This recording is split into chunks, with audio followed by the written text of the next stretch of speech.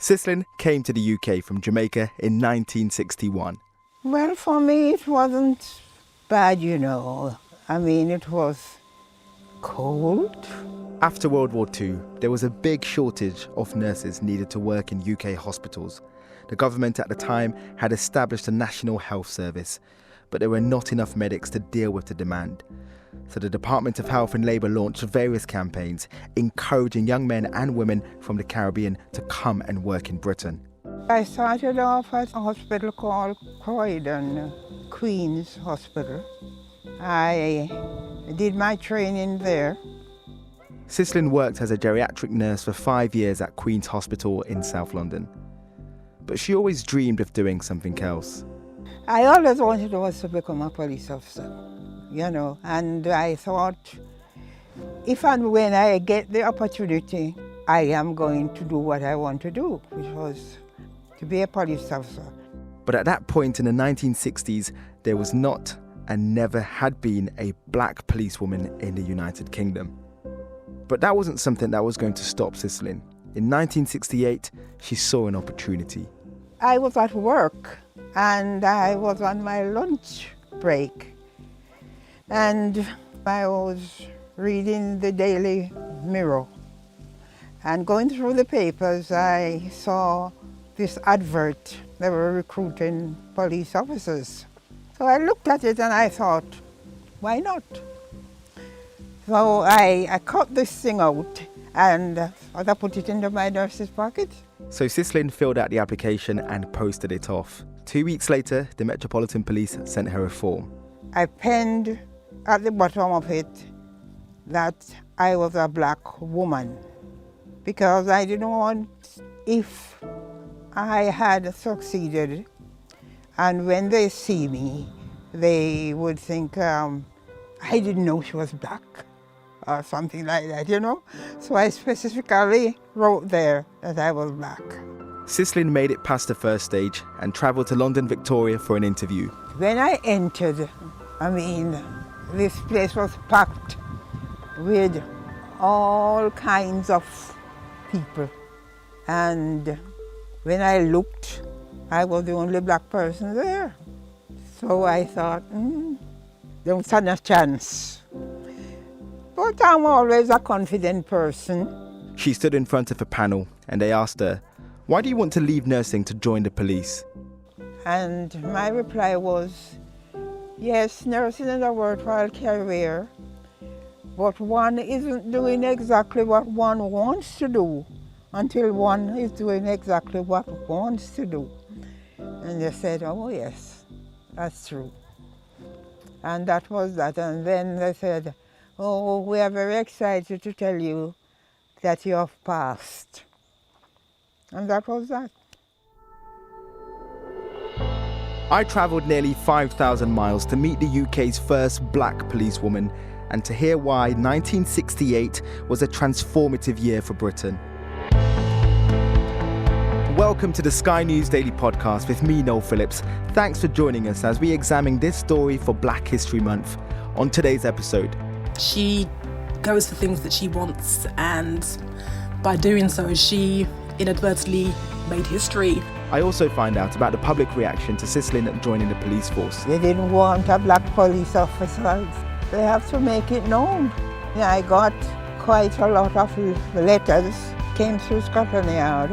And why there is still a lack of diversity in policing today. We know that if you're black, you're more likely to leave the police force quicker and not progress so high. I didn't set out to make history. I just wanted a change of career.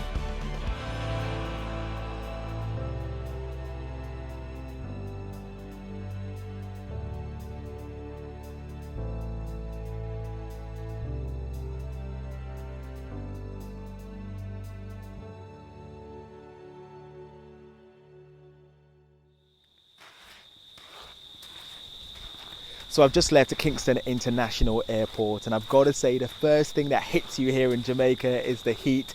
It's around 33 degrees or so, but nonetheless I'm excited because I'm on my way to meet an 82-year-old pioneer when Sislin Fay Allen became the first black policewoman in Britain to take the oath since the Second World War, she knew it was a role she had to take seriously because she was about to pave the way for hundreds of other black women. You were dressed in your police uniform. Did you feel a sense of pride wearing that uniform at the time? Yes, I felt good because you just do what you have to do. What was the reaction when you passed? I mean, how did people find that you, as a black woman, would be patrolling the streets of London as a policewoman? Some people were welcoming, as always. The prejudices are there, but that didn't deter me.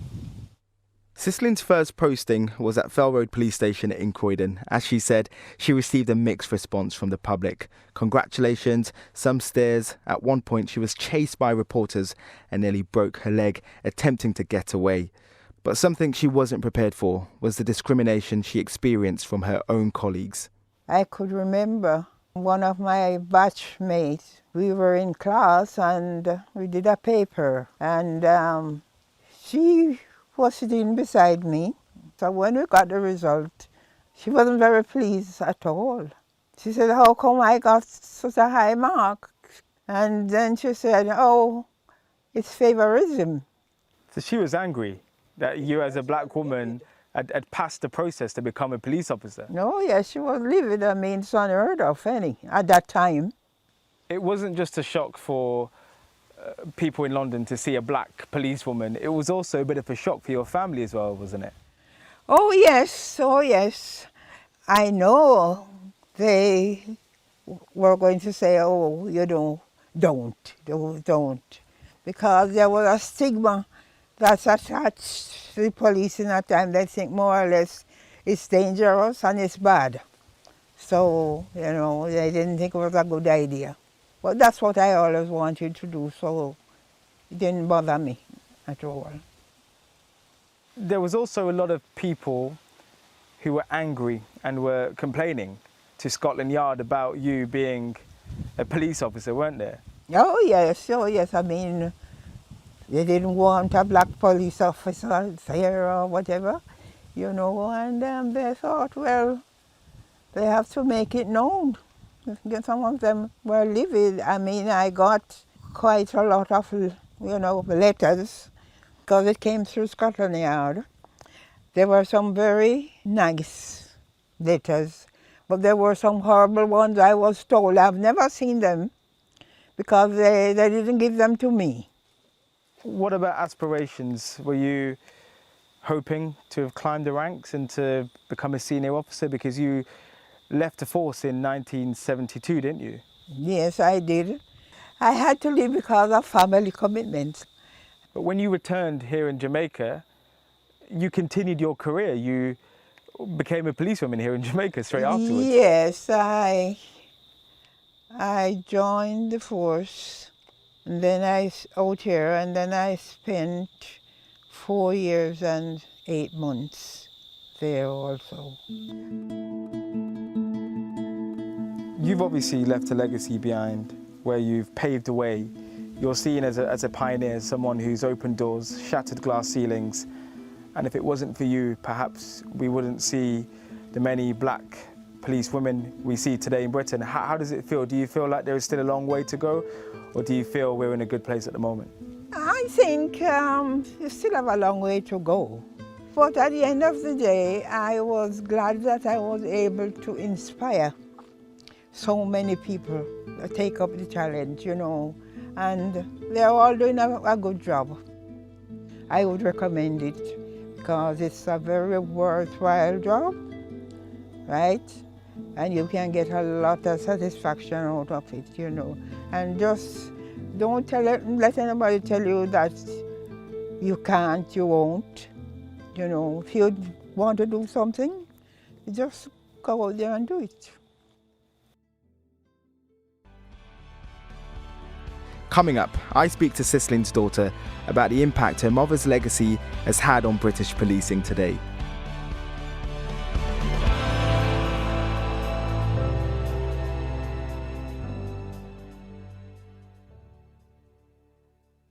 Bake Off, The Professionals is back. I'm gonna have to call it for what it is, mediocre. Whoa. Been very kind. Teams of the best pastry chefs are battling to see who will rise to the top. I felt that I'm eating a toothpaste. The pressure is on and reputations are on the line. If the showstopper doesn't work, it's even more intense. We have a showpiece. It's beautiful. Bake Off, The Professionals. Tuesdays at 8 p.m. on Channel 4 and All 4. Compared to me, I would say my mother's far more of a go-getter. Yeah, she goes for things that she wants, and by doing so, she inadvertently made history. Meet Sislin's daughter, Paula. She lives in Croydon, where her mother started both her nursing and policing career.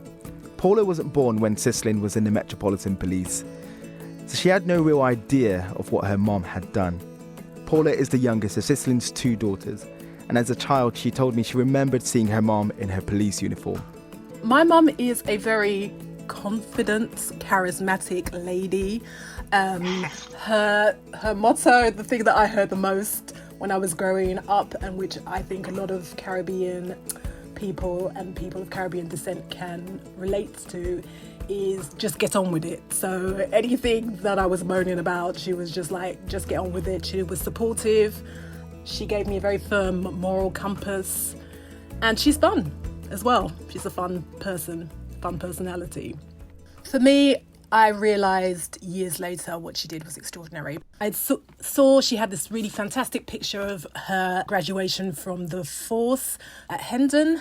And, you know, I saw that picture and I realised that, of course, she was in the Met Police, but I didn't give it much thought. And she has this fantastic picture of her in her Jamaican constabulary uniform as well, which I saw. But again, you know, it's just a picture amongst other pictures, and as a young child you don't really give it that much thought. It's only when you get older that you start to reflect and you start to ask questions about certain things, and that was the case with me as well. She goes for things that she wants, and by doing so she inadvertently made history. In some ways she said that the black community weren't very happy, and as far as she was concerned, you know, many people thought she was on the wrong side. I can imagine that was the case, because the history of the police force in the UK with regards to its policing of the black communities is a very negative one, from the sus laws to, you know, the stop and search now, where predominantly black young people, particularly males, get stopped randomly. We all know that knife crime is a huge problem in the UK, and we do need to try and eradicate it. But it has been shown, I know from personal stories of my friends and their families, that the police force in the UK is institutionally racist, and they still have a long way to go with regards to changing that.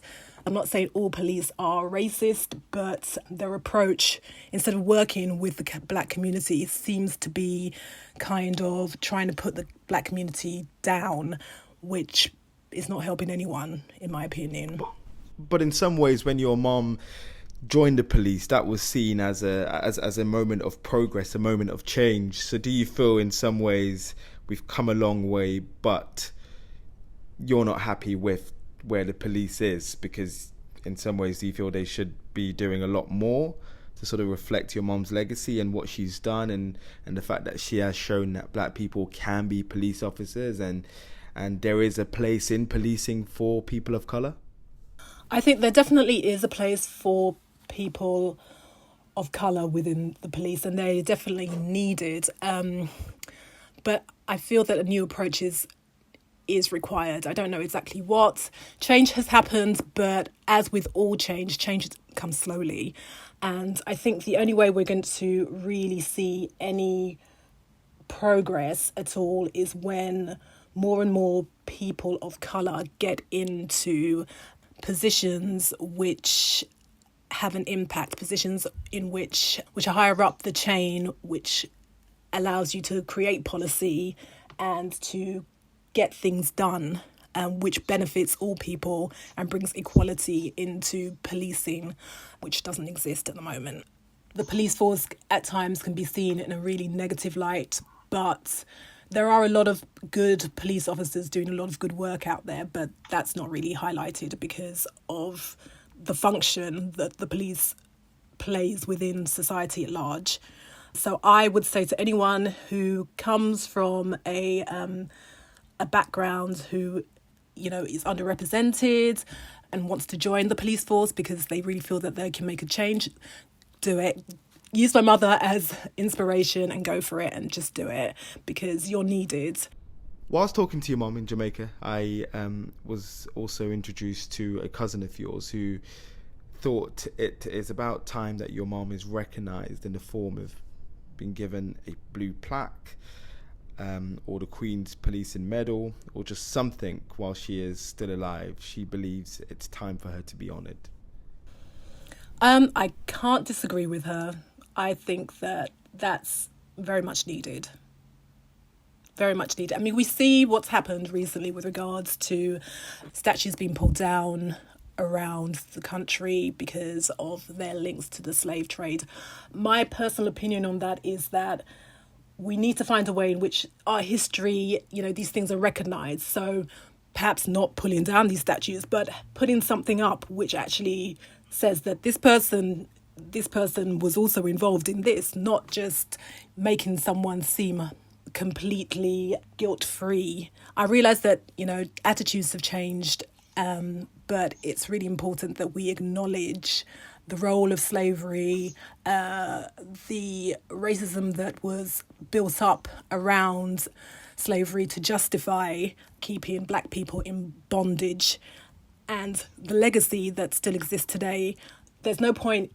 It makes me really angry, and I imagine it makes a lot of black people angry when, we're being told that we're living in a post-racist society when that is so not the case. It is not the case. Just because you are not personally affected by something does not mean that it does not exist. Sislin's legacy still resonates today. Labour's Sarah Jones, who is the shadow policing minister, is also the MP for Croydon Central. Kit Malthouse, the Minister for Crime and Policing, has just sent a statement through to us telling us that she's an inspiration. She paved the way for the many black female officers who have come after, and we owe her all a gratitude for her service. Kit Malthouse has told us in a statement that the campaign to recruit 20,000 additional officers over the next 3 years gives us a generational opportunity to ensure forces are more representative of the communities they serve. So you get a sense that Sislin is someone who's bringing people together, despite their political differences and despite whatever their beliefs are.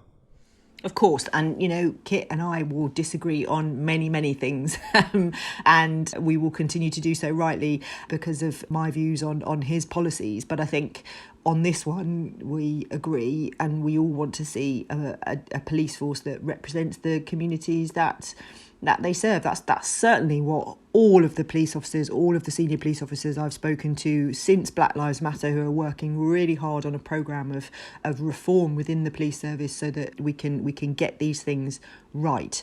Isn't it lovely that it starts with Sislin in Croydon? It's worth saying that there are 8,000 female police officers working for the Met Police at the moment. They make up 27% of the force, but we know in particular that black women are underrepresented in the police. And case in point, there's only one senior black police officer in the country, and she happens to be a woman. So there is a wider sort of debate that needs to be had around the recruitment process, retainment, and also ensuring that police are building trust in communities that do not see the police as friendly faces. Absolutely, it's really important, and I've talked a lot to lots of different bodies about how we make sure we get more representation in policing, and it seems that the evidence is that local campaigns where local community organisations help to try and recruit people into the force is the most effective in terms of encouraging people into that career. And I know the Met is looking at how we do that more effectively. People have to want to join the police force, and there are issues not just with the joining, but also what then happens in your career, because we know that if you're black, you're more likely to leave the police force quicker and not progress so high. So we need to look at that progression. We need to look at, people's careers once they're in the police force, so that they really are moving on, getting that promotion and staying within the force. So it is, an attractive place for people of all backgrounds to work in. And it's important, isn't it, for Sislin's legacy to make it worthwhile what she did 52 years ago? Absolutely, of course it is. And here in Croydon, every Friday, the police have been meeting with local community organisations, charities, all sorts of groups coming together since Black Lives Matter to look at how do we educate people on what the police do, how do we make sure the police are doing what they should do more effectively, how do we make stop and search work. Local communities want stop and search because they want to be safe, but they want to make sure that disproportionality isn't there, because that's perceived as discriminating. And so we need to work hard at these things. And what has been brilliant to see in Croydon is the way that just by having those conversations, investing time, building relationships, we really have seen an improvement in relationships between community and police. And I think that's what will encourage people to go into the police force and to see it as a career, and then we'll get some kind of level of proportionality in terms of who's in our police force and what communities they serve. And just finally, Sarah, what do you want to say to Sislin? Well, I want to say thank you for what you've done in Croydon. I want to say that it's wonderful that so many people are now learning about what you did, and that I think we need to find a way to honour you for what you've achieved. Sound like a very proud MP. Sarah Jones, thank you so much. It must be so exciting when you're maybe sat in the pub or you're at a party and you just drop the bombshell. My mom was the first black policewoman in Britain. I don't actually drop the bombshell. Hardly anyone knows because it doesn't really come up. The only time, when was the last time that came up? Ironically, I was working for, which is now folded, but I was working for Police Review, which is, as the title says, it was a magazine which served the police force in the UK. And, my colleagues, the journalists who I supported, just mentioned one day, I wonder who the first black policewoman was in the UK. And I was like, that was my mum. And they were very shocked. They were flabbergasted, actually.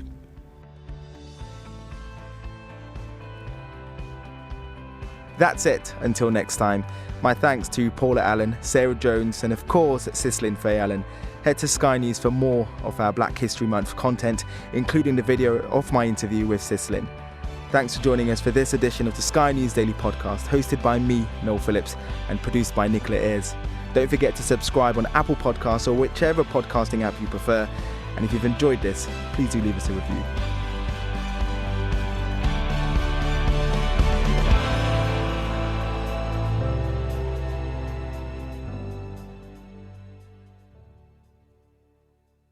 On November the 1st, 2006, 2 Russian agents released a deadly nuclear poison in the bar of the 5-star Millennium Hotel in London's Mayfair.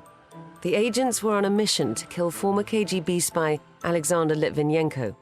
But there was another man in the hotel bar that day whose life would change forever. But when they mentioned radiation, I went, what are you talking about? From Sky News' Storycast, Polonium and the Piano Player.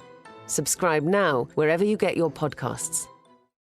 It feels like we've been waiting forever, but summer is finally here, so let's get ready. Whether it's a bold new lip palette or a brand new signature scent, with Superdrug's Health and Beauty Card, you'll find sizzling offers in time for your summer glow-up. Like £3 worth of points when you spend £20 on dental care until the 13th of July. Enjoy lower member prices across your favourite brands and free online delivery on orders over £10. Plus, enjoy extra special member-only offers on Treat Thursday. Join more than 16 million members. Download the Superdrug app for a digital card or sign up in-store. Summer starts here with Superdrug's Health and Beauty Card. T's and C's apply.